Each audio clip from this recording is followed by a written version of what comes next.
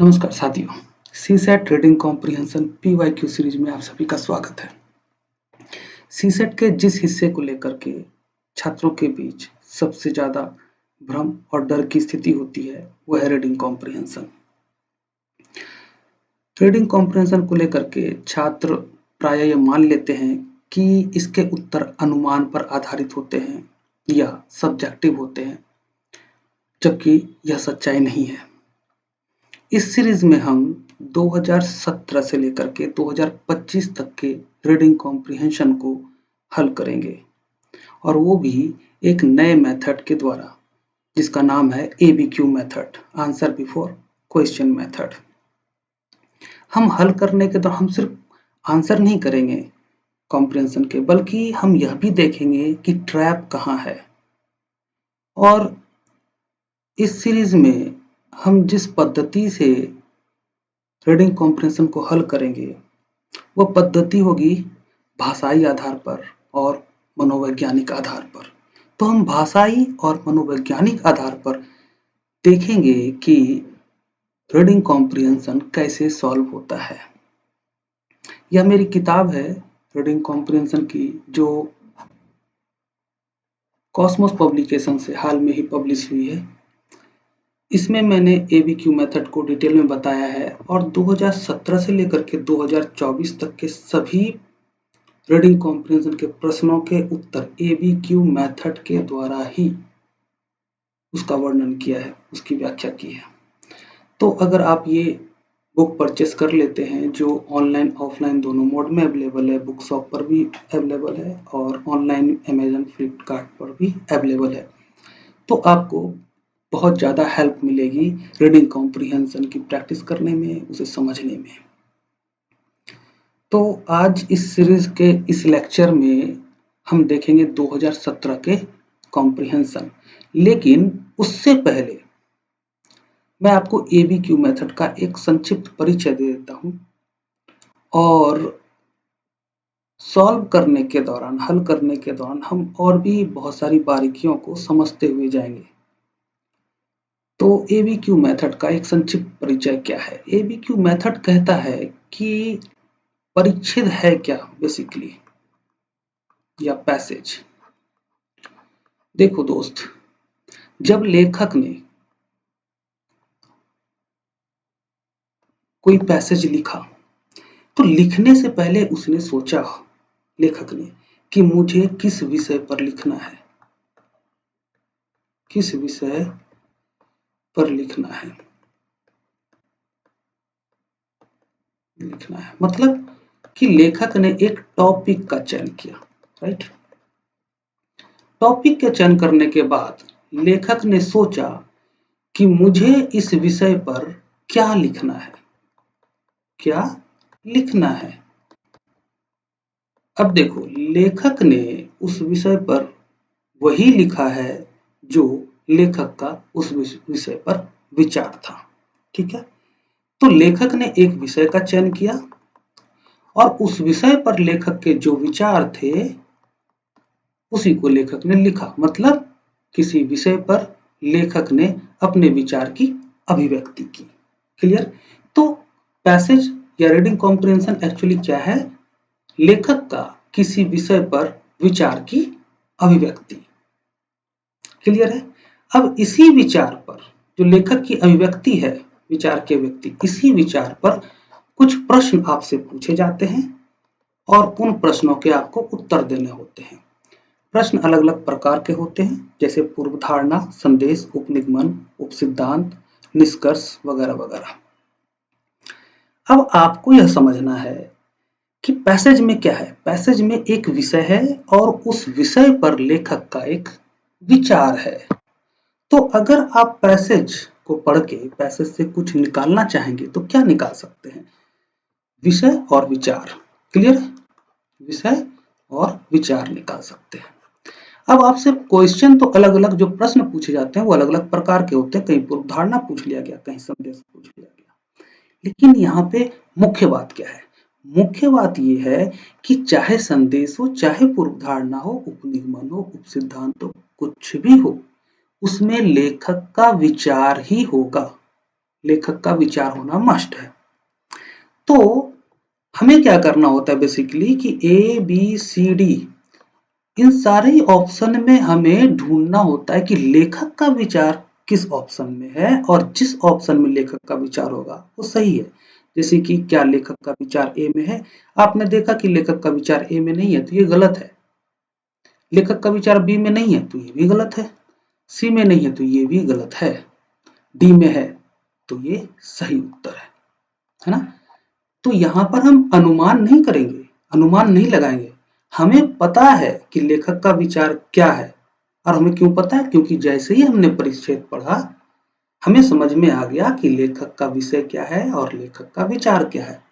जैसे ही आप विचार समझ जाते हैं अब आपको सिर्फ विचार ढूंढना है। प्रश्न चाहे कुछ भी पूछा गया हो वो मैटर नहीं करता, उस प्रश्न का जो भी आंसर होगा उसमें लेखक का विचार होगा और सिर्फ लेखक का विचार होगा।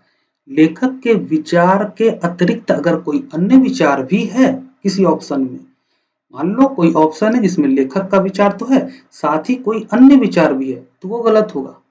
सही उत्तर वही होगा जिसमें केवल और केवल लेखक का विचार हो। तो यहां तक आप समझ गए, यही एक सामान्य परिचय। अब देखो इसमें और भी बहुत सारी चीजें आती हैं कि आखिर पैसेज को पढ़ने का तरीका क्या होना चाहिए और फिर पढ़ने के बाद विश्लेषण का क्या तरीका होना चाहिए, विश्लेषण का क्या तरीका होना चाहिए। क्योंकि जब आप सही तरीके से पैसेज को पढ़ते हैं और फिर सही तरीके से आप उसका विश्लेषण करते हैं तभी आप लेखक के विचार तक आसानी से पहुंच सकते हैं। क्लियर है? तो अगर आप इस बुक को परचेस करते हैं तो ये सारी चीजें बहुत ही डिटेल में आप समझ जाएंगे और अगर आप इस सीरीज को फॉलो करते हैं तो फॉलो करते करते भी आप सारी बातों को समझ जाएंगे। एक चीज और मैं बता देता हूं, बहुत ही सामान्य सी बात है कि जब आपको विषय निकालना हो तो आप सीधा सीधा एक प्रश्न करेंगे कि किसकी बात की गई है, परिच्छेद में किसकी बात की गई है, बात की गई है। जैसे ही आप ये प्रश्न करेंगे आपके सामने एक छोटा सा उत्तर आएगा कि जीडीपी की बात की गई है या पर्यावरण प्रदूषण की बात की गई है या सामाजिक न्याय की बात की गई है। ठीक है, अब आपको जानना है विचार। विचार जानने के लिए आप प्रश्न करेंगे कि क्या बात की गई है, क्या बात की गई है, क्या बात की गई है। ठीक है, जो भी विषय है उस पर कुछ तो बात की गई होगी, तो जो बात की गई है वो क्या है, वो लेखक का विचार है। लेखक ने अपने विचार को ही तो अभिव्यक्त किया है ना। तो इस तरह से छोटे छोटे दो सामान्य प्रश्न पूछ करके आप विषय और विचार पहले ही समझ सकते हैं। अब आपको पता है कि चाहे प्रश्न जो भी हो उसके उत्तर में लेखक का विचार है। लेखक का विचार अलग रूप में लिखा हो सकता है, अलग अलग रूप में लिखा हो सकता है और यही तो आपको प्रैक्टिस करनी है। तो अगर आप 2017 से लेकर के 2025 तक का जो इस सीरीज में मैं सॉल्यूशन कराऊंगा उस पर हम डिस्कस करेंगे, अगर आप कंटिन्यू बने रहेंगे तो आप बहुत ही आसानी से रीडिंग कॉम्प्रिहेंशन को टैकल कर लेंगे एग्जामिनेशन हॉल में और 27 के 27 प्रश्न 1 घंटे के अंदर बना सकते हैं। ठीक है, तो चलिए शुरुआत करते हैं 2017 के रीडिंग कॉम्प्रिहेंशन से। यह है पहला परिच्छेद। देखिए इसमें पढ़ता हूं तो मेरे पढ़ने के तरीके पर भी ध्यान दीजिएगा क्योंकि पढ़ने का तरीका बहुत इंपॉर्टेंट है। चलिए एक चीज मैं और यहाँ पे क्लियर कर दूं, आपने पहले भी सुना होगा पढ़ने के तरीकों को लेकर के, यहाँ पे दो वर्ड आता है स्कीमिंग, स्कीमिंग एंड स्कैनिंग, है ना। स्कीमिंग और स्कैनिंग जो पद्धति है ये पद्धति है कि किसी भी टेक्स्ट को जल्दी से पढ़ के उसके सेंट्रल आइडिया को समझ लिया जाए, इसके लिए है स्कैनिंग एंड स्कीमिंग। क्लियर है? लेकिन अब देखो कि परिच्छेद का लेंथ कितना है, 100 से 125 वर्ड्स होते हैं अमूमन किसी परिच्छेद में, प्राय इतने ही वर्ड्स के परिच्छेद आते हैं या 100 से 150 वर्ड्स। और अगर हम अपनी सामान्य स्पीड से पढ़ें तो उसे पढ़ने में कितना समय लगेगा, ज्यादा से ज्यादा 30 सेकंड से 45 सेकंड के बीच। क्लियर है? तो हमें किसी भी परिच्छेद को अपने सामान्य गति से, सामान्य स्पीड से, जो आपकी नॉर्मल स्पीड है उसी में पढ़ना है। जैसे मान्यता रही है अभी तक ट्रेडिशनल मेथड में कि हमें परिच्छेद को स्पीड में पढ़ना चाहिए ताकि कम समय में हम 2 से 3 बार परिच्छेद पढ़ लें और फिर परिच्छेद समझ में आ जाए। तो बात क्या है? बात तो समझने की है ना। और समझने के लिए जरूरी नहीं है कि 2 से 3 बार पढ़ा जाए। समझने के लिए जरूरी यह है कि पढ़ने का सही तरीका क्या है और विश्लेषण करने का सही तरीका क्या है। क्लियर है? मैंने पहले ही बताया कि हम जो विश्लेषण करेंगे वो होगा भाषा के आधार पर और मनोविज्ञान के आधार पर, ना कि नॉलेज के आधार पर। और अभी तक आपकी प्रैक्टिस क्या है? आप नॉलेज के आधार पर विभिन्न विकल्पों की जांच करते हैं। ठीक है? तो हम विश्लेषण में नॉलेज का इस्तेमाल बिल्कुल नहीं करेंगे, ध्यान रखना। ये भी मान्यता है कि आप उन्हीं परिच्छेद को पहले टैकल करें जिस विषय की जानकारी आपकी अच्छी है। जैसे आप पर्यावरण में अच्छे हैं तो पर्यावरण से संबंधित जो परिच्छेद उसको पहले करें। लेकिन मैं आपको बता देता हूं कि परिच्छेद में निहित लेखक के विचार को समझने के लिए जो आप विश्लेषण करेंगे वह विश्लेषण इंफॉर्मेशन पर आधारित नहीं होगा। ठीक है? वो विश्लेषण भाषा और मनोविज्ञान पर आधारित होगा। तो विश्लेषण के लिए, विचार जानने के लिए आपको नॉलेज की जरूरत है ही नहीं।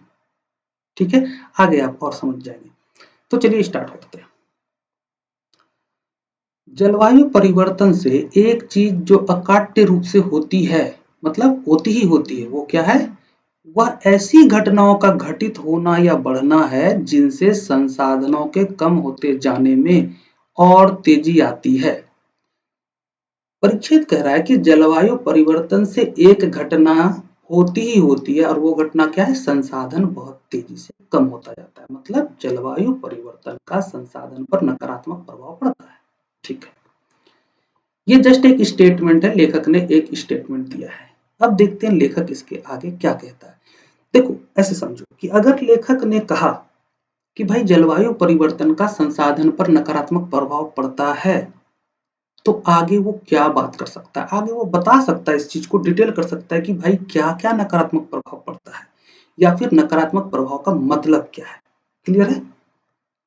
अब आगे कह रहा है लेखक कि इन घटते जाते संसाधनों के ऊपर होने वाली प्रतिस्पर्धा के परिणाम स्वरूप राजनीतिक या और भी हिंसक संघर्ष सामने आता है। अब लेखक कह रहा है कि देखो, जलवायु परिवर्तन से संसाधन कम होते जाएंगे और जब संसाधन कम होते जाएंगे तो उसके लिए संघर्ष होना शुरू हो जाएगा संसाधन को प्राप्त करने के लिए। और ये संघर्ष कैसा होगा? राजनीतिक हो सकता है या फिर और भी हिंसक हो सकता है। ठीक है? आगे लेखक कह रहा है कि संसाधन आधारित संघर्ष शायद ही कभी खुलेआम हुए हैं। इसलिए उन्हें विलग रूप में देखना कठिन होता है। कह रहा है संसाधन आधारित संघर्ष खुलेआम नहीं होता है, प्रायः नहीं होता है, इसलिए इसको अलग से देखना बड़ा मुश्किल होता है।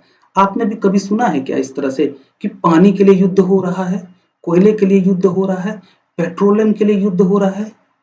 नहीं, आपने ऐसा नहीं सुना कि कोई युद्ध पेट्रोलियम के लिए हुआ। हाँ, आप अभी अमेरिका और वेनेजुएला की घटना देखें, लेकिन क्या अमेरिका ने यह कहा कि मैं वेनेजुएला की तेल के लिए उसके राष्ट्रपति को गिरफ्तार कर रहा हूं? या फिर अमेरिका ने जो अरब कंट्रीज पे, जो ईरान पे, इराक पे जो उसकी नीति है, हम जानते हैं कि वो संसाधन के लिए है, लेकिन क्या अमेरिका ये कह रहा है कि हम संसाधन प्राप्त करने के लिए ये काम कर रहे हैं? नहीं कह रहा है। वही लेखक कह रहा है कि संसाधन आधारित संघर्ष शायद ही कभी खुलेआम हुए हैं, इसलिए उन्हें विलग रूप से देखना कठिन होता है। इसके बजाय मतलब इसके किसके लिए यूज हुआ है? तो इसके, उसके, वह, यह, ये वर्ड्स जो यूज होते हैं वो यूज होते हैं उनके लिए जिसकी बात जस्ट पहले की गई है। तो जस्ट पहले किसकी बात की गई है? कि उन्हें विलग रूप से देखना कठिन होता है।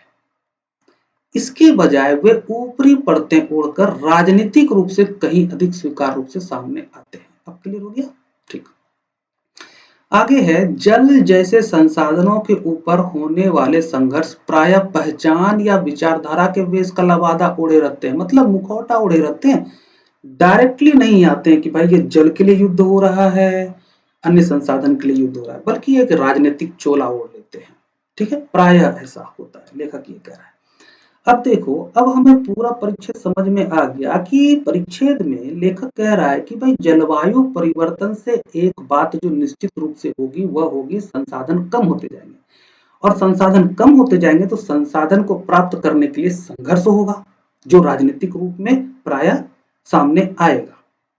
ठीक है, बस इतनी सी बात कही गई है। तो अगर हम यह प्रश्न करें कि परिच्छेद में किसकी बात की गई है, तो विषय का पता चल जाएगा। तो परिच्छेद में किसकी बात की गई है? तो हमने देखा कि परिच्छेद में जलवायु परिवर्तन का संसाधनों पर दुष्प्रभाव की बात की गई है। ठीक है, और इस संदर्भ में क्या बात की गई है? इस संदर्भ में यह बात की गई है कि संसाधन के तेजी से कम होते जाने से राजनीतिक या और भी हिंसक संघर्ष शुरू हो जाता है। बात समझ में आ गई? अब आपको इसी विचार को ढूंढना है अलग अलग विकल्पों में कि यह विचार किस विकल्प में है। विचार क्या है कि संसाधन तेजी से कम होते जाते हैं जलवायु परिवर्तन से, और उसका परिणाम यह होता है कि संघर्ष शुरू हो जाता है, जो कि राजनीतिक या और भी हिंसक रूप में होता है। अब ये चीज हम ढूंढते हैं। चलिए ए में देखते हैं। संसाधन आधारित संघर्ष सदैव राजनीतिक रूप से प्रेरित होते हैं। देखो, संसाधन आधारित संघर्ष राजनीतिक रूप से प्रेरित होते हैं। कह रहा है कि प्रायः यह राजनीति का चोला ओढ़ के आता है ना? हमेशा नहीं आता है, तो ये गलत हो जाएगा। अब यहाँ ध्यान देना, ये सदैव एक एक्सट्रीम वर्ड है, और अभी तक आप जानते हैं कि एक्सट्रीम वर्ड्स वाले स्टेटमेंट प्रायः गलत होते हैं। ठीक है, एक्सट्रीम वर्ड्स वाले स्टेटमेंट प्रायः गलत होते हैं, ये धारणा बनी हुई है। लेकिन अगर आप प्रीवियस ईयर का एनालिसिस करते हो तो आप देखोगे कि कई क्वेश्चंस ऐसे हैं जहां पर एक्सट्रीम वर्ड्स वाले केवल, सभी, सदैव ऐसे ऑप्शन सही हैं। इसलिए ऐसी धारणाओं को, ऐसे ट्रिक टेक्निक्स को अपने साथ लेकर के मत चलिए। सिंपली आप देखिए कि लेखक कह रहा है कि प्रायः, हमेशा नहीं, प्रायः, और यहाँ क्या लिखा है? सदैव, तो गलत हो गया।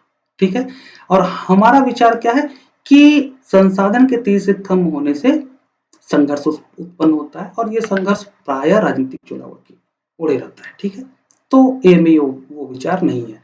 बी देखते हैं। पर्यावरणीय और संसाधन आधारित संघर्षों के समाधान के लिए कोई राजनीतिक हल नहीं है। लेखक समाधान की बात ही नहीं कर रहा, और विचार में देखिए कहीं कोई समाधान है क्या? नहीं है। लेखक बस क्या कह रहा है, वो विचार में यहाँ लिखा हुआ है, हमें वही ढूंढना है। लेखक हल की बात नहीं कर रहा, और यह भी नहीं कह रहा कि राजनीतिक हल है या नहीं है। लेखक बस ये कह रहा है कि यह संघर्ष प्रायः राजनीति का चोला उड़ा रहता है। सी देखते हैं। पर्यावरणीय मुद्दे संसाधनों पर दबाव बनाए रखने और राजनीतिक संघर्ष में योगदान करते हैं। एकदम सीधा सीधा विचार आ गया। पर्यावरणीय मुद्दे क्या करते हैं? संसाधनों पर दबाव डालते हैं, दबाव बनाते हैं, और उस दबाव के कारण संघर्ष शुरू होता है, जो प्रायः राजनीति का चोला उड़ा रहता है ना? तो दबाव बनाए रखने और राजनीतिक संघर्ष में योगदान करते हैं। ठीक है, सी हमारा सही उत्तर है। लेकिन हम डी भी चेक करेंगे, क्योंकि कई बार क्या होता है कि आपको लगेगा कि सी में लेखक का विचार है, लेकिन एक्चुअली में वो वहां पर होगा नहीं, पूरी तरह से कंफ्यूजन हो सकता है ना। तो इसलिए हम सारे विकल्प को पढ़ेंगे। डी पढ़ते हैं। पहचान अथवा विचारधारा पर आधारित राजनीतिक संघर्ष का समाधान नहीं हो सकता। फिर समाधान की वो बात ही नहीं कर रहा, वो तो एक बात बस बता रहा है कि पर्यावरण प्रदूषण या पर्यावरण परिवर्तन से क्या होता है, संसाधनों पर दबाव बनता है। संसाधनों पर दबाव जब बनता है तो उसे प्राप्त करने के लिए संघर्ष शुरू होता है, और ये संघर्ष प्रायः राजनीति का चोला ओढ़े रहता है। ये बात आपको सी में मिल गई। अब आपको पक्का पता है कि उत्तर मेरा जो सी है वो सही है, अनुमान पर आधारित नहीं है, है ना, या सब्जेक्टिव नहीं है। यह उत्तर सी सही है, बाकी गलत है। अब ध्यान दो, मैंने यहाँ पे एलिमिनेट नहीं किया तर्क के आधार पर। मैं क्या कर रहा हूं, मैं तो बस लेखक का विचार ढूंढ रहा हूं, और यही तो है ABQ method, answer before question method. अब ध्यान दो, यहां पर निहितार्थ है, निहितार्थ। और ट्रेडिशनल मेथड में क्या है कि जो टेल एंड वर्ड्स होते हैं, जैसे पूर्व धारणा, उपनिगमन, उपसिद्धांत, निहितार्थ, उन सबका अलग अलग मीनिंग होता है, और उनके आंसर करने के अलग अलग अप्रोच होते हैं। लेकिन यहाँ पर सिर्फ एक अप्रोच काम करेगा एबीक्यू मेथड में, और वो अप्रोच क्या है कि आप विचार जानिए और विचार को ढूंढिए। तो हमने निहितार्थ का मीनिंग नहीं देखा, और निहितार्थ के प्रश्न को सॉल्व करने का क्या अप्रोच होना चाहिए, हमने उस पर भी बात नहीं की। हम सीधा सीधा लेखक का विचार ढूंढ रहे थे और हमें एक ही ऑप्शन में मिला। ठीक है, इसी तरह से हम 2017 से लेकर के 2025 तक जाएंगे, सिर्फ एक मेथड से। ओके, चलिए तो अगला देखते हैं। दूसरा परिच्छेद ये है कि जो व्यक्ति निरंतर इस हिचकिचाहट में रहता है कि दो चीजों में से किसे पहले करे, वह दोनों में से कोई भी नहीं करेगा। बहुत ही सरल सेंटेंस है कि जो व्यक्ति ये इस संशय में रहता है कि पहले ए करें या पहले बी करें, तो प्राय क्या होता है कि वो दोनों में से कोई भी नहीं करेगा। यही लेखक कह रहा है। आगे लेखक कह रहा है कि जो व्यक्ति संकल्प करता है लेकिन उसकी काट में किसी मित्र द्वारा दिए गए पहले सुझाव पर ही अपने संकल्प को बदल देता है, जो कभी एक राय कभी दूसरी राय के बीच आगा पीछा करता रहता है और एक योजना से दूसरी योजना तक रुख बदलता रहता है, वह किसी भी चीज को कभी पूरा नहीं कर सकता। है ना? क्या कह रहा है कि अगर आपने कुछ मन बना लिया, आपने संकल्प कर लिया और फिर आपको किसी ने कोई राय दे दी और आपने अपना संकल्प बदल दिया, कभी एक विषय पर कभी दूसरे विषय पर, आप किसी एक विषय पर स्थिर होकर के काम नहीं कर रहे हैं, तो ऐसा व्यक्ति कभी भी कोई काम पूरा नहीं कर सकता है। ये आपका भी अनुभव है, मेरा भी अनुभव है ना? तो कोई रॉकेट साइंस यहाँ पर नहीं है। तो लेखक क्या कह रहा है कि जो दो चीजों में उलझा रहता है कि पहले ये करें या पहले वो करें, वो कुछ भी नहीं करेगा, है ना? तो और ऐसा व्यक्ति कभी भी कोई कार्य पूरा नहीं करता है। आगे देखते हैं। आगे कह रहा है कि ज्यादा से ज्यादा वह बस ठहरा रहेगा, है ना? और संभवतः सभी चीजों में पीछे हटता रहेगा। यही होगा परिणाम। जो व्यक्ति पहले विवेकपूर्ण परामर्श करता है, फिर दृढ़ संकल्प करता है, पहले विवेकपूर्ण परामर्श कर लिया, फिर दृढ़ संकल्प करता है और कमजोर मनोवृत्ति को भयभीत करने वाली तुच्छ कठिनाइयों से निर्भीक बने रहकर अटल दृढ़ता से अपने उद्देश्य को पूरा करता है, केवल वही व्यक्ति किसी भी दिशा में उत्कर्ष की ओर आगे बढ़ सकता है। क्लियर हो गया? लेखक क्या कह रहा है? लेखक कह रहा है कि जो व्यक्ति दो चीजों में फंसा रहता है कि पहले ये करें या पहले वो करें, निर्णय नहीं कर पाता है, वह कुछ नहीं करता।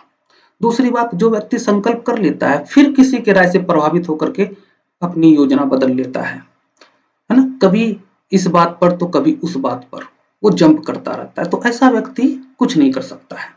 तो कौन व्यक्ति कुछ कर सकता है? वही व्यक्ति कुछ कर सकता है या करता है जो पहले विवेकपूर्ण परामर्श कर लेता है। जो भी योजना बना रहा है उसके बारे में विवेकपूर्ण वो परामर्श कर लेता है, पहले ही सुनिश्चित कर लेता है कि इसमें क्या सही है, क्या गलत है, क्या क्या परिणाम आ सकते हैं, मुझे इस काम को शुरू करना चाहिए या नहीं करना चाहिए, सारे परामर्श वो पहले कर लेता है। जब वो निश्चित हो जाता है तब वो दृढ़ संकल्प करता है। दृढ़ संकल्प करने के बाद वह उस काम में लग जाता है और आप जानते हो कि कोई भी आप काम करो उस बीच में बहुत सारी कठिनाइयां आती हैं, है ना? और वहां पर भी वो दृढ़ता के साथ लगा रहता है उस काम में, तो वही व्यक्ति उत्कर्ष की ओर आगे बढ़ सकता है। क्लियर हो गया? अब देखिए, अब प्रश्न करते हैं कि यहाँ किसकी बात की गई है? तो निर्णय लेने की दृढ़ता की बात की गई है।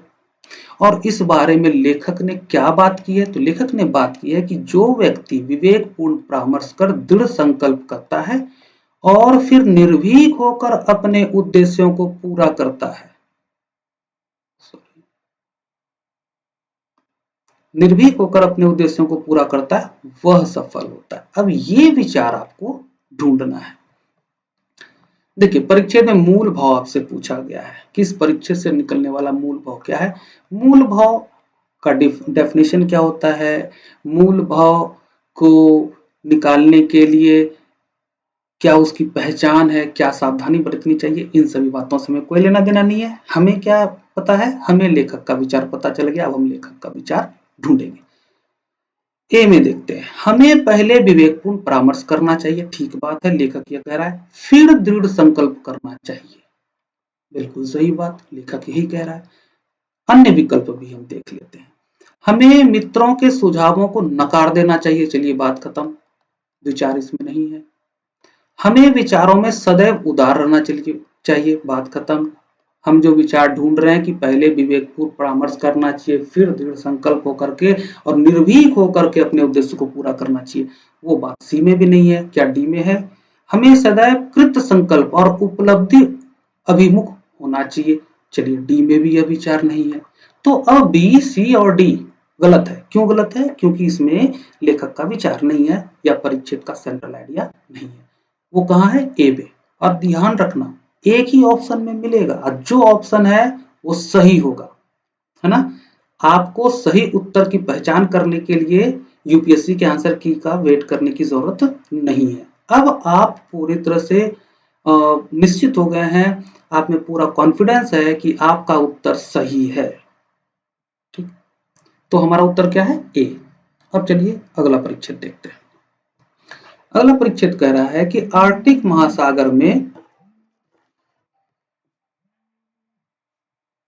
महासागर में ग्रीष्म ऋतु के दौरान समुद्री बर्फ अपेक्षाकृत अधिक पहले और तेजी से पिघल रही है और शीत ऋतु की बर्फ के बनने में अधिक देरी लग रही है। तो आप जान ही रहे हैं ग्लोबल वार्मिंग हो रहा है। तो उसी संदर्भ में लेखक कह रहा है कि आर्कटिक महासागर में ग्रीष्म ऋतु के दौरान समुद्री बर्फ अपेक्षाकृत अधिक पहले और तेजी से पिघल रही है। ठीक, और जो शीत ऋतु में बर्फ बनती है उसमें भी देरी हो रही है। ठीक है, ये तो एक स्टेटमेंट है कि हाँ ठीक, चलो ऐसा हो रहा है, तो इसका क्या प्रभाव पड़ रहा है ना, या इसका क्या प्रभाव पड़ेगा, यही प्रश्न उठता है। तो लेखक आगे इसी की बात करेगा। तो अगर आप परिच्छेद को सही ढंग से पढ़ेंगे ना तो आपको पता होगा कि आगे क्या लिखा हुआ होगा। ठीक है, कह रहा है पिछले 3 दशकों में ग्रीष्म ऋतु की बर्फ का परिमाण लगभग 30% तक घट गया। अब देखिए जो बात लेखक ने कही, एक स्टेटमेंट लेखक ने दिया, अब इसी स्टेटमेंट की पुष्टि कर रहा है एक फैक्ट देकर के। फैक्ट क्या है कि 30% तक घटा है, तो इसी स्टेटमेंट की पुष्टि कर रहा है बस। आगे देखते हैं। ग्रीष्म गलन की अवधि के लंबे हो जाने से संपूर्ण आर्कटिक खाद्य जाल के, जिसमें ध्रुवीय भालू शीर्ष पर है, छिन्न भिन्न हो जाने का संकट सामने आ गया है। यही वो मुद्दा है जिसके लिए लेखक ने बात कही कि आर्कटिक महासागर में ग्रीष्म ऋतु के दौरान बर्फ पहले की तुलना में तेजी से पिघल रहा है। लेखक उसका प्रभाव बता रहा है कि ऐसा जो हो रहा है इससे क्या होगा, इससे क्या होने की संभावना है। तो इससे संभावना यह है कि उस एरिया का संपूर्ण खाद्य जाल वो संकट में है और उस खाद्य जाल में शीर्ष पर कौन बैठा है? भालू बैठा है। ठीक है, तो संपूर्ण खाद्य जाल के छिन्न भिन्न होने का संकट उत्पन्न हुआ है और उस खाद्य जाल में सबसे शीर्ष पर कौन बैठा है? तो भालू बैठा है। ठीक है, तो इसका मतलब क्या है? भालू पर भी खतरा है या उस खाद्य जाल में जितने भी प्राणी हैं सब पर खतरा है। क्लियर? तो परिच्छेद में किसकी बात की गई है? परिच्छेद में बात की गई है आर्कटिक क्षेत्र में तापन का खाद्य जाल पर प्रभाव। और इस बारे में क्या बात की गई? बात यह की गई है कि तापन से संपूर्ण आर्कटिक खाद्य जाल, जिसमें ध्रुवीय भालू शीर्ष पर है, नष्ट हो जाने का खतरा है। अब बस आपको ये विचार ढूंढना है। चलिए ढूंढते हैं। प्रश्न में संदेश पूछा गया है। अब हम छोड़ देते हैं कि संदेश का मीनिंग क्या है, उसका डेफिनेशन क्या है, संदेश को पहचानने का तरीका क्या है, उसका अप्रोच क्या है, इन सभी बातों से हमें कोई लेना देना नहीं है। हमें बस विचार ढूंढना है। विचार ढूंढते हैं। जलवायु परिवर्तन के कारण आर्कटिक ग्रीष्म ऋतु अल्पावधि की परंतु उच्च तापमान वाली हो गई है। ग्रीष्म ऋतु अल्पावधि नहीं, ग्रीष्म ऋतु तो बढ़ गई है ना, तभी तो बर्फ पहले की तुलना में ज्यादा पिघल रहा है। ठीक, आधी बात इसमें है और जो गलत भी है। और मेन बात क्या है कि विचार नहीं है। संपूर्ण विचार क्या है कि तापन के कारण खाद्य जाल पर संकट उत्पन्न हुआ है। ये बात क्या इसमें है? ए में नहीं है। चलो बी देखते हैं। ध्रुवीय भालुओं की उत्तरजीविता को सुनिश्चित करने के लिए उन्हें दक्षिणी ध्रुव में स्थानांतरित किया जा सकता है। हो सकता है ये कोई समाधान हो, लेकिन बात तो है कि खाद्य जाल संकट में है और उस खाद्य जाल में सबसे ऊपर शीर्ष पर भालू बैठा है, अन्य प्राणी भी हैं। खाद्य जाल संकट में ये मुद्दा है। क्या ये बात बी में है? नहीं है, तो ये गलत है। अब सी देखिए, ध्रुवीय भालुओं के ना होने से आर्कटिक क्षेत्र की खाद्य श्रृंखलाएं लुप्त हो जाएंगी। ध्रुवीय भालुओं के ना होने से आर्कटिक क्षेत्र की खाद्य श्रृंखलाएं लुप्त हो जाएंगी। चलिए, इसमें थोड़ा सा कंफ्यूजन हो सकता है, इसको रख लीजिए। हम डी देखते हैं। डी क्या कह रहा है कि जलवायु परिवर्तन से ध्रुवीय भालुओं की उत्तरजीविता के लिए संकट उत्पन्न हो गया है। ये बात बिल्कुल सही है और यही बात लेखक कह रहा है कि जलवायु परिवर्तन से क्या हुआ है कि आर्कटिक क्षेत्र का जो खाद्य जाल है उसका छिन्न भिन्न होने का खतरा उत्पन्न हो गया है। और उस खाद्य जाल में कौन शीर्ष पर है? भालू है ना। तो भालू की उत्तरजीविता संकट में आ गई। सिंपल सी बात है ना। यहां आपको मिलता है पूरा का पूरा विचार डी में। डी सही है। क्लियर? अब देखो सी, ध्रुवीय भालुओं के ना होने से आर्कटिक क्षेत्र की खाद्य श्रृंखलाएं लुप्त हो जाएंगी। क्या यह विचार है? नहीं, विचार यह है कि तापन के कारण खाद्य श्रृंखला जो है संकट में है। खाद्य श्रृंखला का छिन्न भिन्न होने का संकट है और इसलिए ध्रुवीय भालू पर भी संकट है। यह है विचार, जो कि डी में निहित है। तो डी उत्तर सही है। अगला परिच्छेद,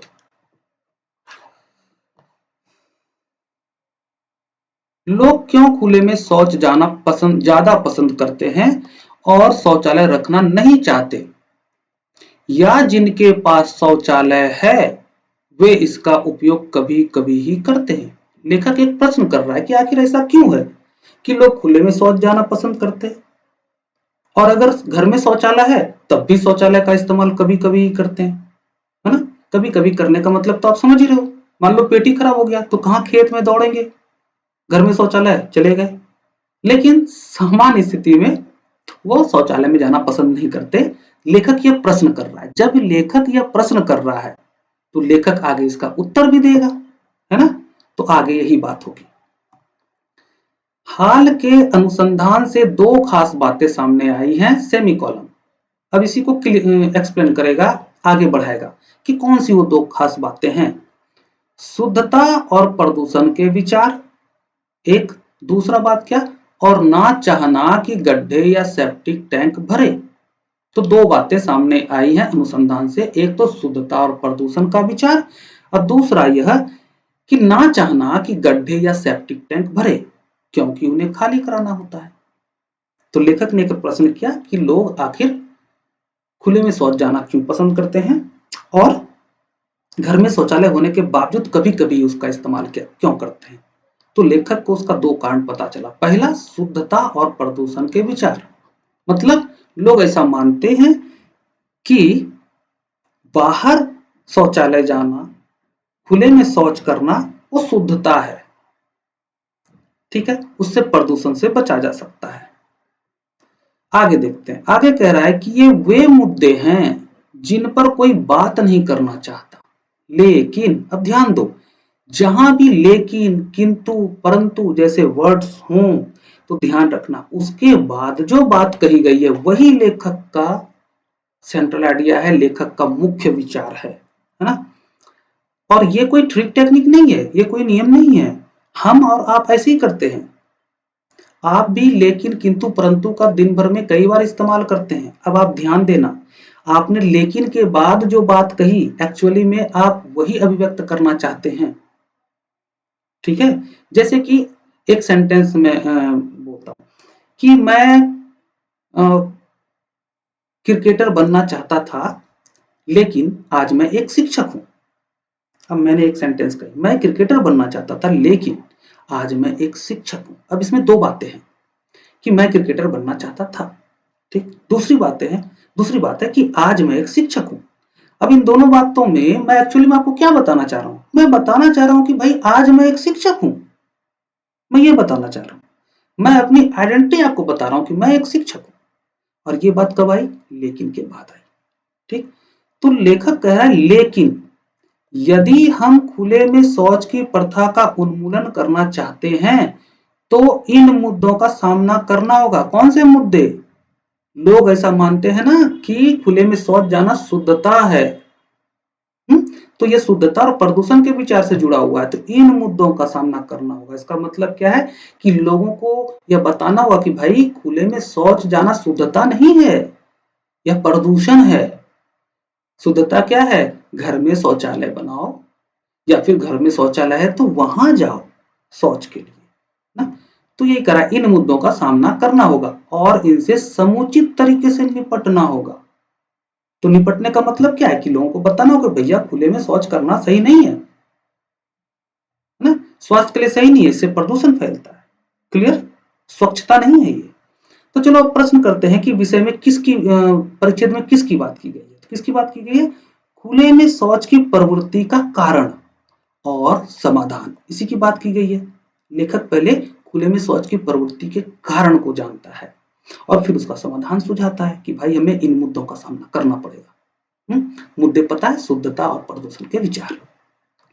अच्छा, इस बारे में क्या बात की गई है? बात की गई है कि खुले में शौच जाना और सेप्टिक टैंक खाली कराना पवित्रता और स्वच्छता है, ना कि प्रदूषण, है ना।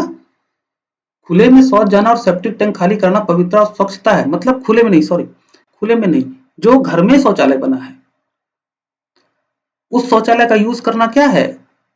शुद्धता है। और सेप्टिक टैंक खाली कराना क्या है? शुद्धता है, स्वच्छता है, ना कि प्रदूषण है। अब आपको इसी विचार को ढूंढना है कि किस ऑप्शन में है, तो चलिए ढूंढते हैं। ए ऑप्शन देखिए, शुद्धता और प्रदूषण के विचार इतने गहरे समाये हैं कि उन्हें लोगों के दिमाग से हटाया नहीं जा सकता। लेखक कह रहा है कि भाई इस मुद्दे से निपटना है, ये थोड़ी कह रहा है कि इस मुद्दे से निपटा नहीं जा सकता, इस मुद्दे से निपटना है। गलत है, लेखक का विचार यहां नहीं है। बी देखिए, लोगों को समझना होगा कि शौचालय का उपयोग और गड्ढों का खाली किया जाना शुद्धता की बात है, ना कि अशुद्धता की। सीधा सीधा लेखक का विचार है बी में, तो बी सही है। फिर भी हम सी और डी को भी पढ़ेंगे। सी देखिए, लोग अपनी पुरानी आदतों को बदल नहीं सकते। लेखक तो कह रहा है बदलना पड़ेगा। तुम्हारी जो मान्यता है, तुम्हारी जो आदत है खुले में शौच जाने की, उसे बदलना पड़ेगा और इस मुद्दे से हमें निपटना पड़ेगा क्योंकि यह प्रदूषण है। ठीक है, तो यहाँ लेखक का विचार नहीं है। डी देखते हैं, लोगों में ना तो नागरिक बोध है और ना ही एकांतता का बोध है। लेखक ये बात नहीं कह रहा है कि लोग में नागरिक बोध नहीं है इसलिए वो खुले में शौच जा रहे हैं। लेखक कह रहा है कि लोग खुले में शौच इसलिए जा रहे हैं क्योंकि उनकी एक मान्यता है, जो मान्यता गलत है।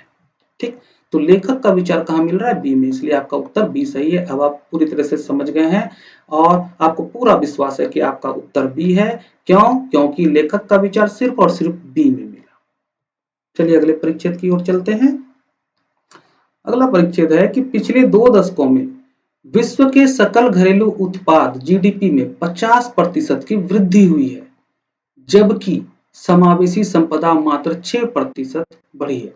अब देखिए आंकड़ों में बात की गई है, यहाँ पर आंकड़ों में बात की गई है। तो इसमें क्या बात की गई? बात यह की गई कि जो विश्व का जीडीपी है पिछले कुछ दशकों में 50% बढ़ा है। जबकि जबकि अब इसके बाद मुद्दा होगा लेखक का, जबकि समावेशी संपदा मात्र 6% बढ़ी है, ये है मुद्दा, है ना। और देखो जबकि के बाद आया तो लेकिन, किंतु, परंतु, जबकि, ऐसे वर्ड्स पे ध्यान देना। तो ये है मुद्दा कि भाई समावेशी संपदा मात्र 6% बढ़ी। ठीक है, आगे देखते हैं। हाल के दशकों में जीडीपी संचालित आर्थिक निष्पादन ने मानव पूंजी जैसी समावेशी संपदा को और जंगल, जमीन एवं जल जैसी प्राकृतिक संपदा को केवल नुकसान पहुंचाया, केवल क्षति ही पहुंचाई है। तो जीडीपी संचालित आर्थिक निष्पादन ने क्या किया है? समावेशी संपदा को केवल क्षति पहुंचाई है। इसका अर्थ क्या हुआ? इसका अर्थ हुआ कि जीडीपी संचालित आर्थिक निष्पादन जो है सही नहीं है। ठीक है, वह सही प्रैक्टिस नहीं है। आगे कह रहा लेखक, पिछले 2 दशकों में विश्व की मानव पूंजी जो कुल समावेशी संपदा का 57% है, केवल 8% ही बढ़ी है। अब देखो लेखक ने यहां कहा कि जीडीपी संचालित आर्थिक निष्पादन ने समावेशी संपदा को जंगल को, जमीन को, इस तरह के जो प्राकृतिक संपदा है उसको केवल क्षति पहुंचाई है। बस इसी बात को वो डेटा के माध्यम से आगे बता रहा है, तो तेजी से पढ़ के आप निकल सकते हैं, यहाँ पे आपको फंसने की जरूरत नहीं है। डेटा के रूप में आप इस बात की वो पुष्टि कर रहा है कि देखो जी केवल 8% ही बढ़ी है, समावेशी संपदा का 57% है क्या मानव पूंजी, जिसमें मात्र 8% की वृद्धि हुई है, जबकि प्राकृतिक संपदा में जो कुल समावेशी संपदा का 23% है, विश्व स्तर पर 30% की गिरावट आई है। तो जो बात लेखक ने कही कि जीडीपी संचालित आर्थिक निष्पादन ने केवल क्षति पहुंचाई है समावेशी संपदा को, उसी की पुष्टि वो आंकड़ों के माध्यम से कर रहा है। बस इतना आसान है ये परीक्षित। तो अब हम बात करते हैं कि लेखक ने किस विषय पर बात की है ना, मतलब किसकी बात की गई है। तो जीडीपी संचालित समृद्धि का मानव पूंजी और समावेशी संपदा पर प्रभाव की बात की गई है। और क्या बात की गई है, लेखक बात कर रहा है कि भाई नेगेटिव प्रभाव पड़ता है, नुकसान पहुंचता है।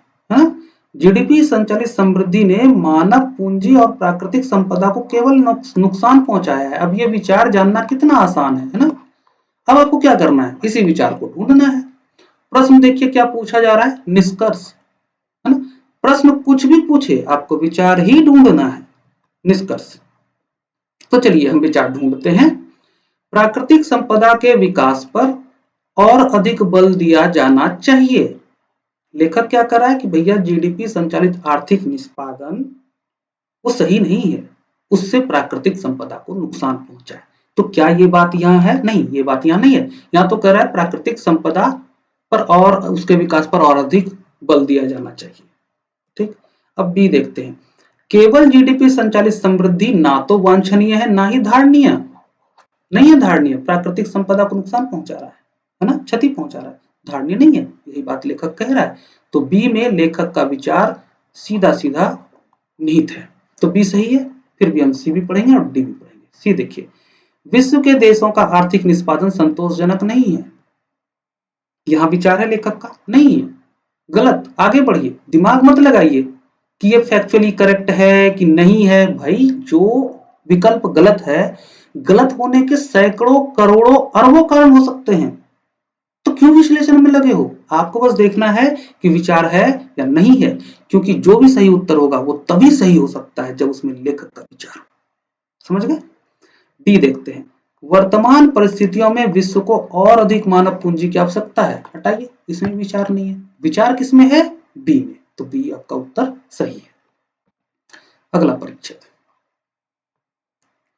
2020 तक जब वैश्विक अर्थव्यवस्था में 5.6 करोड़ 56 मिलियन युवाओं की कमी होने की आशंका है, तब भारत में 4.7 करोड़ 47 मिलियन अधिशेष युवाओं से इस कमी को पूरा किया जा सकता है। एक स्टेटमेंट परिच्छेद में दिया गया है। स्टेटमेंट क्या है कि भाई 2025 तक जो वैश्विक अर्थव्यवस्था में 56 मिलियन युवाओं की कमी होने की आशंका है, और लेखक आगे कह रहा है कि भाई 56 में से 47 मिलियन अधिशेष युवा की कमी को तो हम खुद ही पूरा कर सकते हैं, भारत पूरा कर सकता है। ठीक, ये एक स्टेटमेंट है। अब आगे देखते हैं।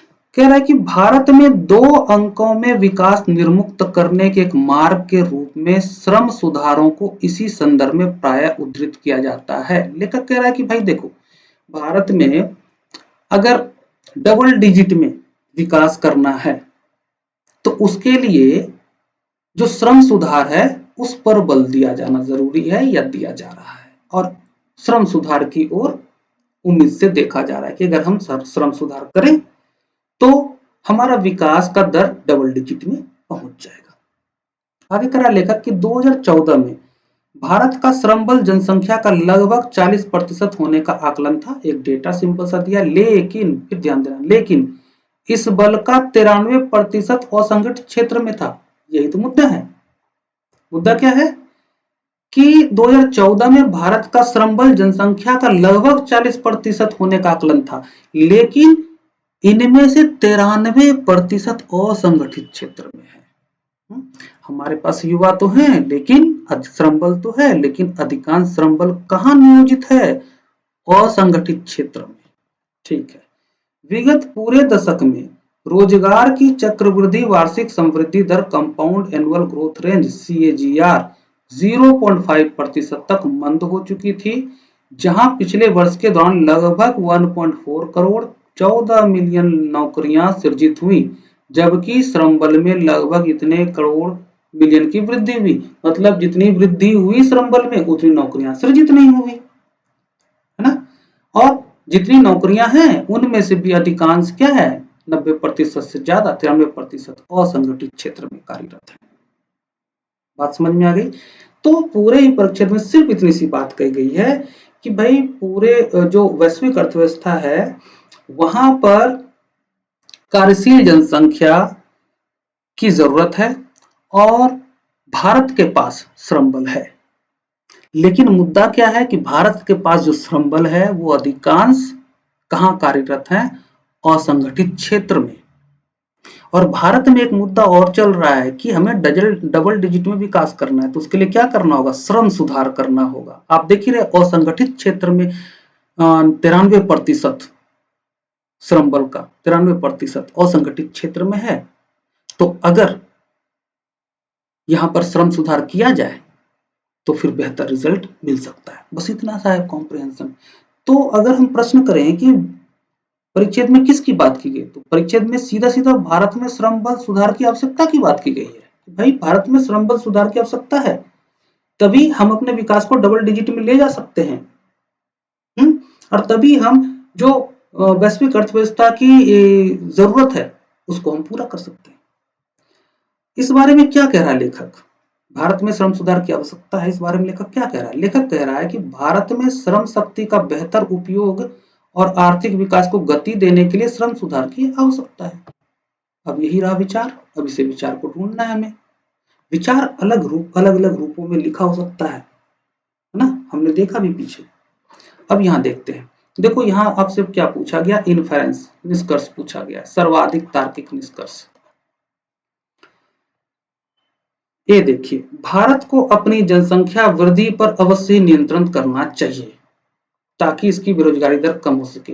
मुद्दा बेरोजगारी दर का नहीं है, मुद्दा बेरोजगारी दर का है ही नहीं कि हमारे यहाँ जनसंख्या इतनी तेजी से बढ़ रही है इसलिए बेरोजगारी दर बढ़ रहा है। क्या ऐसी बात कर रहा है लेखक? नहीं, लेखक ये नहीं कर रहा। लेखक कह रहा है कि भाई हमारे पास अधिशेष युवा हैं, बस हमें श्रम सुधार की जरूरत है। ठीक है, तो ये बात क्या इसमें है? नहीं है, गलत है। भी देखिए, भारत के विशाल श्रम बल का उत्पादक रूप से इष्टतम उपयोग करने के लिए भारत में श्रम सुधारों की आवश्यकता है। हाँ भाई, हमारे पास श्रम बल है, उसका हम इष्टतम उपयोग तभी कर सकते हैं जब हम श्रम सुधार लाएं। यही तो सीधा सीधा विचार है लेखक का। तो बी में लेखक का विचार है और बी सही उत्तर है। अब सी भी देख लेते हैं। भारत अतिशीघ्र 2 अंकों का विकास प्राप्त करने की ओर अग्रसर है। नहीं बाबा, 2 अंकों का विकास प्राप्त करने के लिए श्रम सुधार करने की जरूरत है ना, तो यहां विचार नहीं है। डी, भारत अन्य देशों को कौशल प्राप्त युवाओं की पूर्ति करने में सक्षम है। हाँ, हमारे पास अधिशेष युवा है, लेकिन मुद्दा क्या है?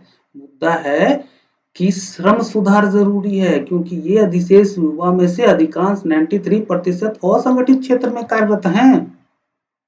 अब वैश्विक अर्थव्यवस्था को स्किल्ड लोग चाहिए ना, तो यहाँ पे लेखक का विचार नहीं है। उत्तर क्या है हमारा? डी। और बी, बी उत्तर क्यों है? क्योंकि ए, सी और डी गलत है, केवल और केवल विचार बी में है, इसलिए बी उत्तर सही है। हमने एलिमिनेट नहीं किया। क्यों करें एलिमिनेट? हमें तो आंसर पहले से पता है ना, तो अपना उत्तर ढूंढ रहे थे। ठीक है, अगले परिच्छेद पर चलते हैं।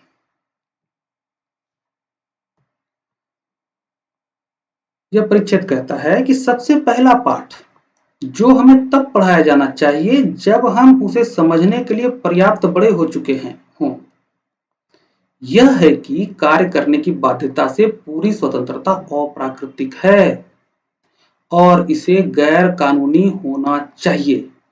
ठीक, क्या कह रहा है कि जब हम समझने योग्य हों किसी बात को तो हमें सबसे पहले क्या समझाया जाना चाहिए, कौन सा पाठ पढ़ाना चाहिए? हमें यह पाठ पढ़ाया जाना चाहिए कि जो कार्य करने की बाध्यता है वो प्राकृतिक है, काम करना पड़ेगा, काम से मुक्ति नहीं मिल सकती। यही पाठ में सबसे पहले पढ़ाया जाना चाहिए। लेखक कह रहा है कि और इसे गैर कानूनी होना चाहिए। तो क्यों भाई? तो आगे बताएगा क्योंकि हम कार्यभार के अपने हिस्से से केवल तभी बच सकते हैं जब हम इसे किसी दूसरे के कंधे पर डाल दें। इसलिए कह रहा है इसको गैर कानूनी होना चाहिए, क्योंकि प्रकृति ने नियम बनाया कि कार्य करना पड़ेगा, और अगर तुम कार्य से बचना चाहते हो तो क्या करोगे? अपने कार्यभार को दूसरे कंधे पे डाल दोगे। और लेखक कह रहा है कि नहीं, ये कानूनी नहीं है, इसे गैर कानूनी घोषित किया जाना चाहिए, सही नहीं है, क्योंकि प्रकृति ने यह नियम बनाया कि आपको कार्य करना पड़ेगा। ठीक है, प्रकृति ने यह विधान किया है कि मानव प्रजाति यदि कार्य करना बंद कर दे तो भूखमरी से नष्ट हो जाएगी। इसका मतलब क्या? इसका मतलब है कार्य करना ही पड़ेगा। हम इस निरंकुशता से बच नहीं सकते।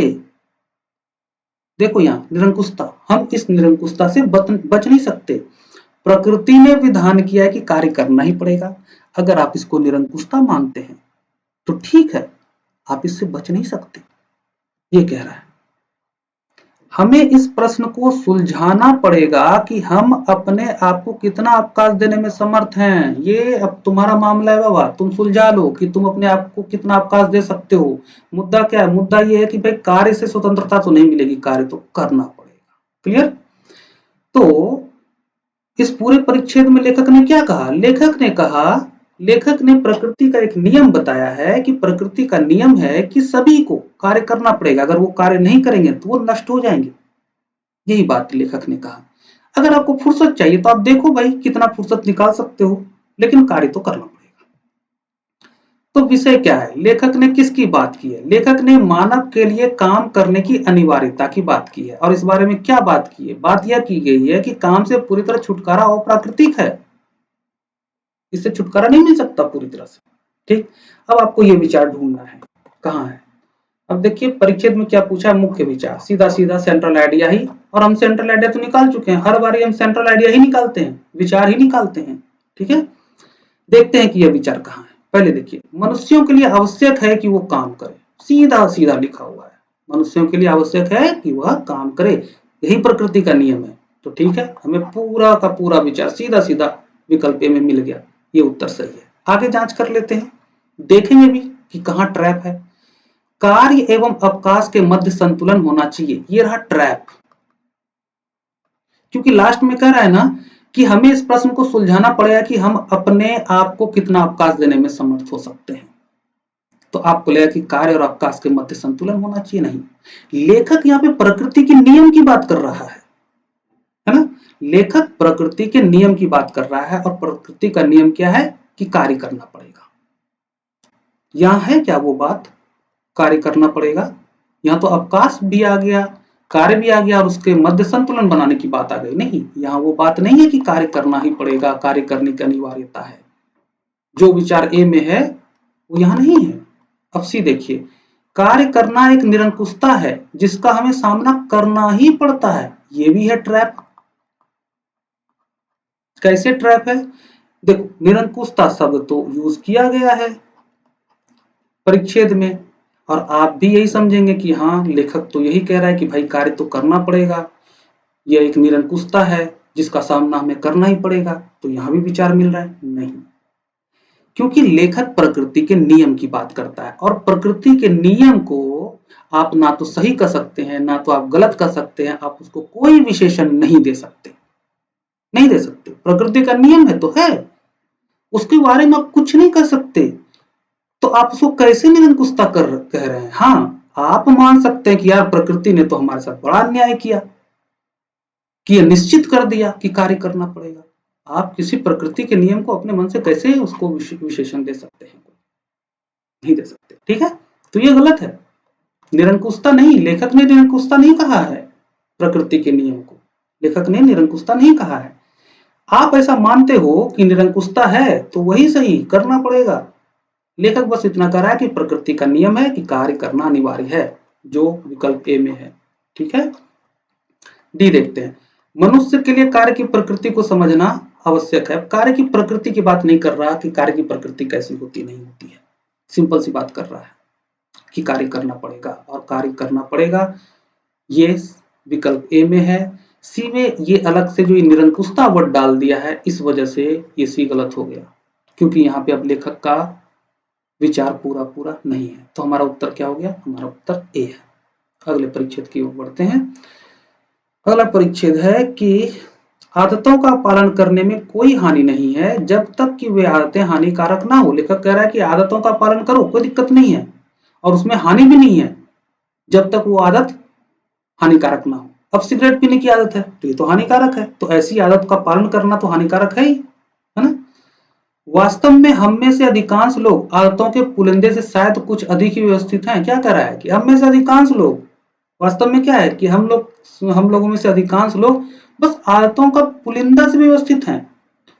आप अपनी खुद की दिनचर्या देखिए, पूरे दिन जो आप कार्य करते हैं आदत के कारण कार्य करते हैं, है ना। वही लेखक कह रहा है हम अपनी आदतों से मुक्त हो जाएं तो जो बचेगा उस पर शायद ही कोई ध्यान देना चाहे।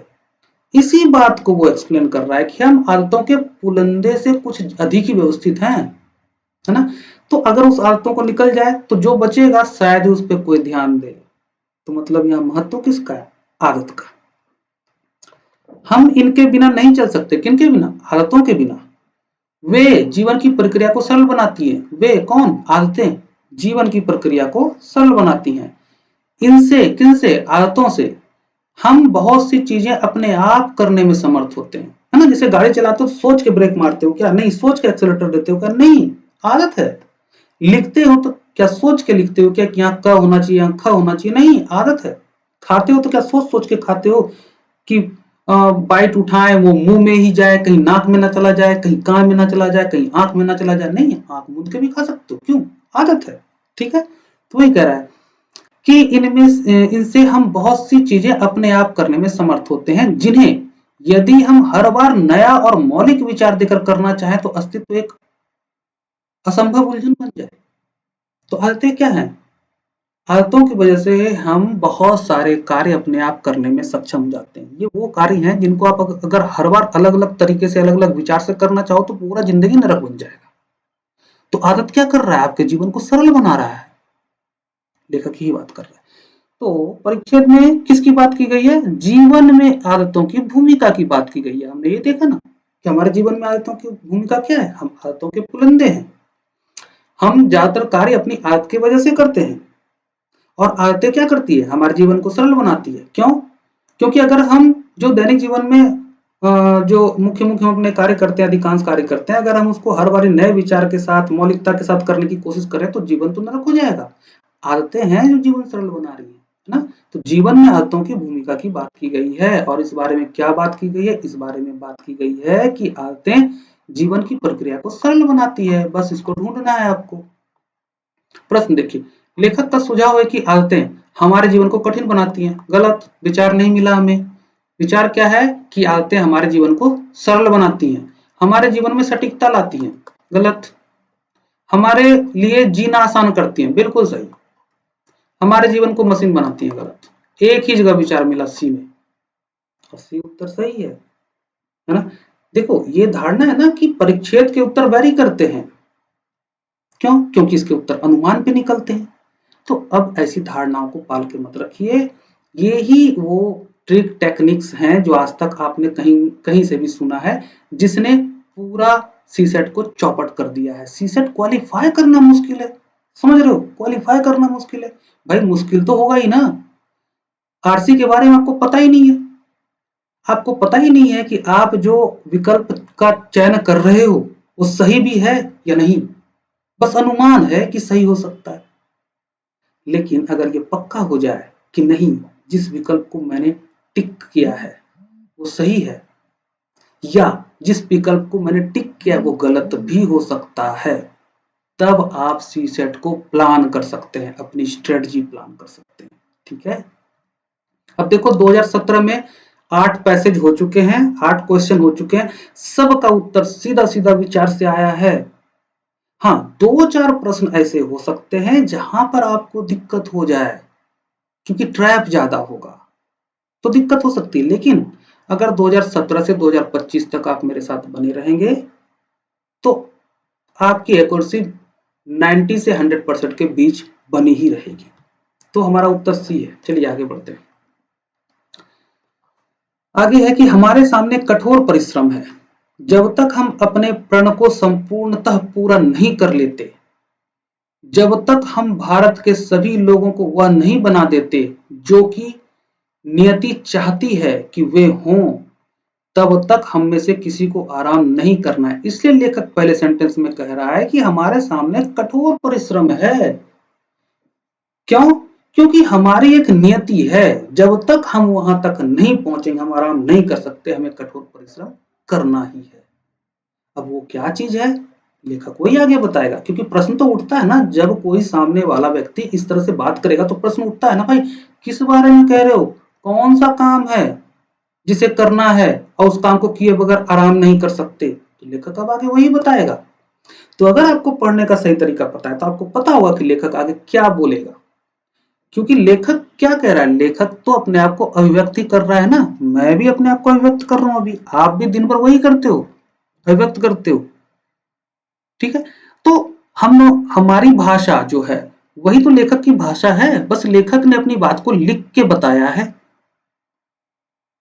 तो हम जो दैनिक जीवन में बातचीत करते हैं उससे अलग ये कॉम्प्रिहेंशन है ही नहीं। तो हमें ध्यान देना है अपने दैनिक जीवन के बातचीत पर, अपनी भाषा पर, अपने तौर तरीके पर। अगर हम वहां ध्यान देंगे तो कॉम्प्रिहेंशन, रीडिंग कॉम्प्रिहेंशन डिकोड हो गया। क्लियर? कोई जरूरत नहीं है अलग अलग ट्रिक टेक्निक जानने की। आगे देखते हैं, कह रहा है कि हम एक महान देश के नागरिक हैं, सुस्पष्ट प्रगति के कगार पर हैं और हमें उन उच्च आदर्शों को जीवन में उतारना है। देखो ये है, ये उच्च आदर्श को जीवन में उतारना है। जब तक ये आदर्श नहीं उतार लेंगे, अपने जीवन में नहीं उतार लेंगे, उस आदर्श को प्राप्त नहीं कर लेंगे, तब तक हम आराम नहीं कर सकते। इसी के बारे में लेखक कह रहा है। अब ये उच्च आदर्श क्या है, अगर लेखक ने आगे पैराग्राफ लिखा है, पैसेज को लिखा है, तो हो सकता है कि अब आगे वो उच्च आदर्श क्या क्या है वो बताए। ठीक है, अभी तो हम समझ गए कि हमारा उच्च आदर्श है, उसको जब तक हम प्राप्त नहीं कर लेंगे हम आराम नहीं करेंगे। आगे देखते हैं, आगे कह रहा है कि हम सभी, चाहे हम किसी भी धर्म के हों, समान रूप से भारत की संतान हैं और हमारे अधिकार, विशेषाधिकार और दायित्व बराबर हैं। ठीक है, हम सांप्रदायिकता अथवा मानसिक संकीर्णता को बढ़ावा नहीं दे सकते। ये देखो उच्च आदर्श, हमें संकीर्णता को बढ़ावा नहीं देना है, सांप्रदायिकता को बढ़ावा नहीं देना है। तो मतलब किसको बढ़ावा देना है, तो हमें भाईचारे को बढ़ावा देना है, शांतिपूर्ण सहअस्तित्व को बढ़ावा देना है। बात समझ में आई? तो कह रहा है कि हम सांप्रदायिकता अथवा मानसिक संकीर्णता को बढ़ावा नहीं दे सकते। क्यों नहीं दे सकते? क्योंकि कोई भी देश जिसके लोग विचारों अथवा आचरण में संकीर्ण हो वो महान नहीं हो सकता। और हम क्या हैं, हम तो एक महान देश के नागरिक हैं ना। बात समझ में आ गई? ठीक है, तो लेखक कह रहा है कि हमारे कुछ उच्च आदर्श हैं, चूंकि हम एक महान देश के नागरिक हैं तो हमारे कुछ आदर्श हैं, उच्च आदर्श हैं। जब तक हम उन उच्च आदर्श को प्राप्त नहीं कर लेते हम आराम नहीं करेंगे, हमें आराम नहीं करना है, हमें कठोर परिश्रम करना है। और वो उच्च आदर्श क्या है कि सांप्रदायिकता ना हो, मतलब भाईचारा हो, सामंजस्य हो, शांतिपूर्ण सहअस्तित्व हो। ठीक है, संकीर्णता ना हो। ठीक, तो अब देखते हैं विषय, मतलब किसकी बात की गई है, तो राष्ट्रीय एकता की बात की गई। अब सांप्रदायिकता ना हो तो मतलब एकता हो। और क्या बात की गई, सामाजिक सौहार्द की बात की गई है। सांप्रदायिकता ना हो, संकीर्णता ना हो तो मतलब क्या है, सामाजिक सौहार्द हो, इसकी बात की गई है। और इस बारे में क्या बात की गई है, यही कहा गया है कि हमें एकजुट होकर राष्ट्रीय एकता और सामाजिक समरसता के उच्च आदर्श को प्राप्त करने के लिए मेहनत करनी है। क्लियर हो गया? अब इसी विचार को हम ढूंढते हैं। देखो प्रश्न में क्या पूछा गया है कि उपयुक्त परिच्छेद का लेखक लोगों को क्या प्राप्त करने की चुनौती देता है। तो हम जानते हैं ना क्या प्राप्त करना है, हमें सामाजिक सौहार्द प्राप्त करना है, एकता प्राप्त करना है, भाईचारा, सामंजस्य, ये तो प्राप्त करना है। चलो देखते हैं। ए, उच्च जीवन आदर्श, चलो ठीक है। प्रगति, चलो ये भी ठीक है। लेकिन विशेषाधिकार, हमारे यहाँ कहा गया है कि हमारे अधिकार, विशेषाधिकार, दायित्व तो सब बराबर हैं, इसे प्राप्त करना नहीं है, ये कोई उच्च आदर्श नहीं है। विशेषाधिकार इसे नहीं प्राप्त करना है। क्या प्राप्त करना है लेखक ने साफ साफ यहाँ बता दिया, हम सांप्रदायिकता अथवा मानसिक संकीर्णता को बढ़ावा नहीं दे सकते। ठीक, अगला देखो बी, समान विशेषाधिकार है हम लोगों के पास, प्राप्त क्या करना है, नियति की पूर्णता और राजनीतिक सहिष्णुता। चलो हटाओ, गलत है, विचार इसमें नहीं है। सी देखो, साहसिक उत्साह और आर्थिक समानता, नहीं ये हमारा उच्च आदर्श नहीं है। साहसिक उत्साह और ये उच्च आदर्श क्या है, सांप्रदायिकता ना हो, मतलब भाईचारा हो, सामंजस्य हो, एकता हो। अब देखते हैं डी, डी क्या कह रहा है कि कठोर परिश्रम। हाँ भाई, कठोर परिश्रम तो हमको करते रहना, यही तो कह रहा है कि हमारे सामने कठोर परिश्रम है, वो हमें करते रहना है जब तक हम उच्च आदर्श को प्राप्त नहीं कर सकते। तो उच्च आदर्श को प्राप्त करने के लिए कठोर परिश्रम तो करना होगा, मतलब कठोर परिश्रम तो प्राप्त करना होगा। ठीक, और क्या प्राप्त करना है, भाईचारा, राष्ट्रीय एकता, हो गई बात। विचार कहाँ है, डी में, उत्तर डी सही है। आगे बढ़ते हैं।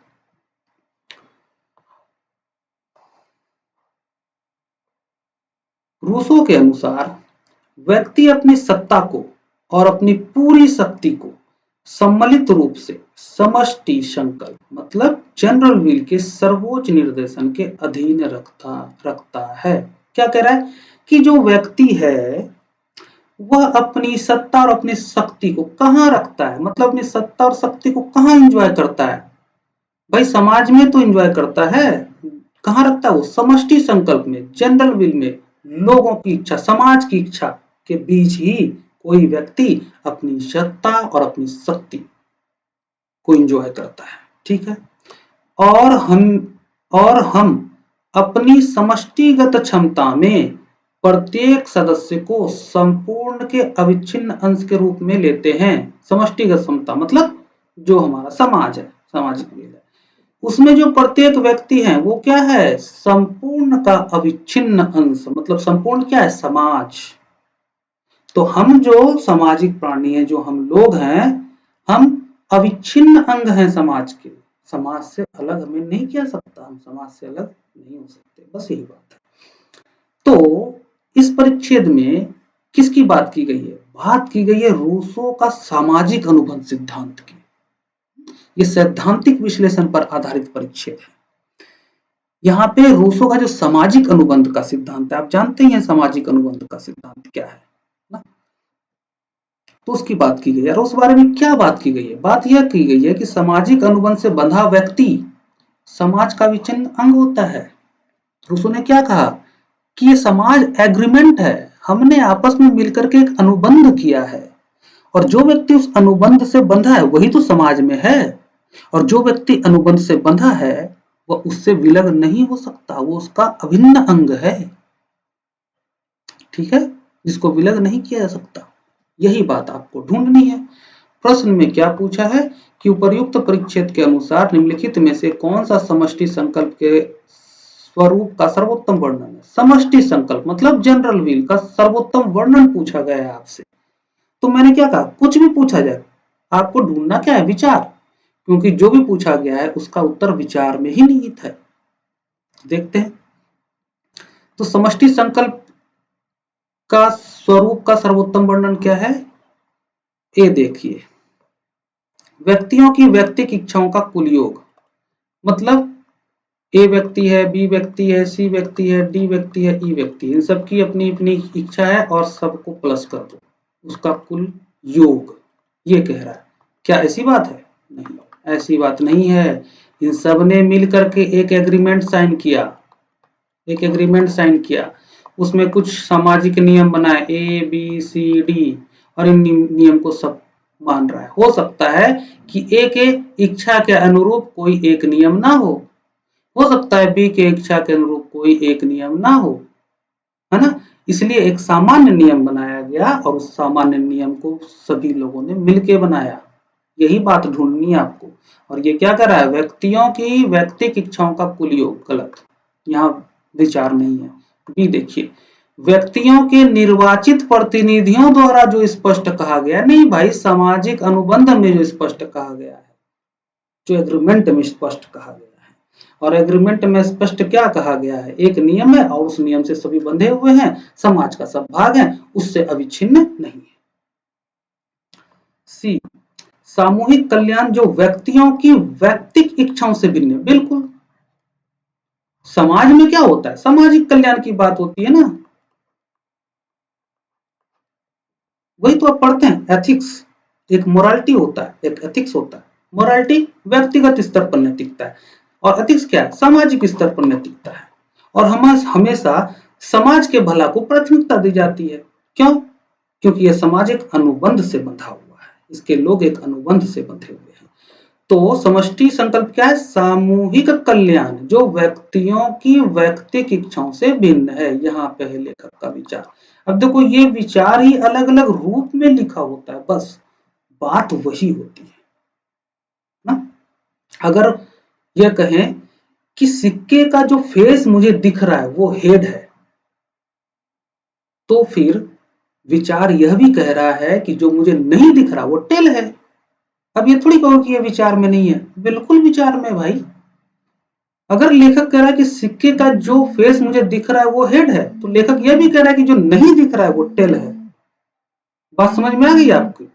ठीक है, तो फिर इसका उत्तर जो है वो सी सही है।